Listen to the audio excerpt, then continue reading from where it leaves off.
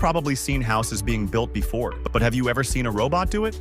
That's right, a 3D printing robot that builds houses. In many places, homeowners are choosing 3D printing for construction because it's much more cost-effective than hiring traditional labor. Plus, the efficiency is on another level. With a 3D printer, all you have to do is set the design in the computer, and the machine takes it from there. While traditional construction can take weeks, a 3D printer can build a house in just a fraction of the time, working non-stop around the clock. So what do these robot-built houses look like? They're pretty much like any other house, but with a unique touch, since the walls often have a striped texture, which adds a bit of artistic flair.